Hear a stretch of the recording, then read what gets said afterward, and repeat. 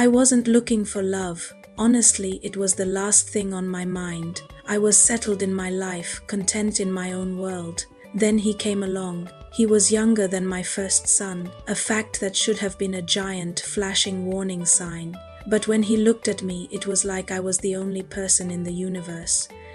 His eyes had this reckless, all-consuming devotion, the kind you only read about in those dramatic romance novels. It was intoxicating. At first, it was incredibly flattering. He'd call me beautiful in ways I hadn't heard in years, whispering compliments that made my heart race.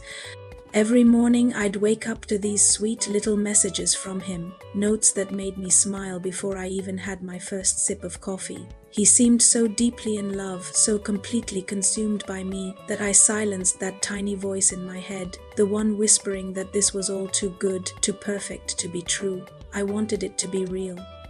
The first time he asked for money, it was so subtle I barely registered it as a red flag. He told me his car had broken down and he couldn't afford the repairs. He seemed embarrassed, almost ashamed, and my heart just went out to him. I thought, well, what's a few £100 between us?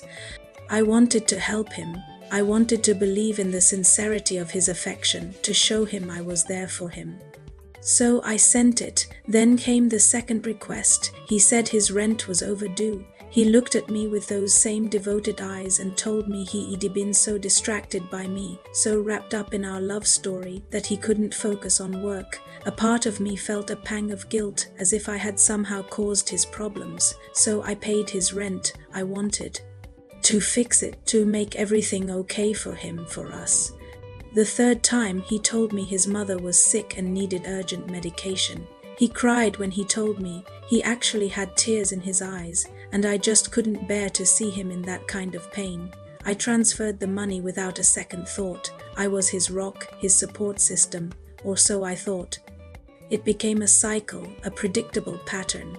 Every plea for cash was wrapped in tenderness. Every request for a bank transfer was disguised as a desperate necessity. He would hold my hand, kiss my forehead, and whisper that I was his savior, his angel, and I believed him. I desperately wanted to believe him, because believing him meant that this incredible love was real. But slowly the fantasy started to unravel. The cracks in his perfect facade began to show. His stories just didn't add up anymore. The car he claimed was a broken-down wreck appeared in photos on his social media, gleaming and freshly polished. The mother he said was gravely ill was posting cheerful updates about her beautiful garden. And the rent? I found out he was living with a friend, completely rent-free. The realization hit me like a ton of bricks, a cold, hard wave of reality. I wasn't his great love. I wasn't his soulmate. I was his bank account. I was his financial plan. All those sweet words, all those morning texts, they were just part of the transaction. When I finally gathered the courage to confront him, he didn't even try to deny it. He just shrugged, as if it was the most obvious thing in the world, as if I was foolish for not knowing all along. He said flatly, "You have money. I don't. That's how this works." The coldness in his voice was more painful than the lie itself. In that moment, I felt this overwhelming wave of humiliation and pure fury. How could I have been so blind? How could I have mistaken such blatant manipulation for love? I had willingly handed over my heart and my money to a performer, but here's the truth, and it might surprise you. I don't regret it, not entirely. Because for a brief, shining moment I felt desired, I felt cherished, I even felt worshipped. He may have used me, but in his own twisted way, he also reminded me that I was still capable of stirring passion, of being the center of someone's world, even if that world was built on lies. Now, when I think of him, I don't feel sadness. I don't feel heartbroken. I feel sharper. I feel wiser. He taught me a lesson that I will carry with me forever.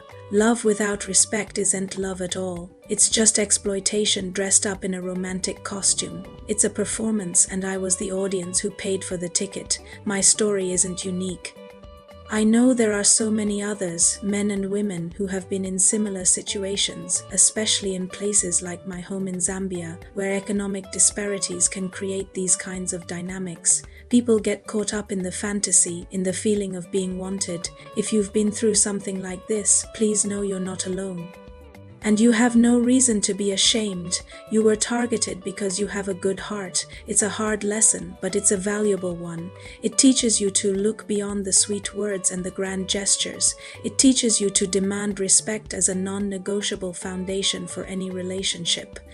And most importantly, it teaches you that your own worth is not determined by someone else's attention, counterfeit or not. Thank you for listening to my story. If it resonated with you, I'd be so grateful if you'd like this video and subscribe to my channel. Let's continue to share our stories and learn from each other. Take care.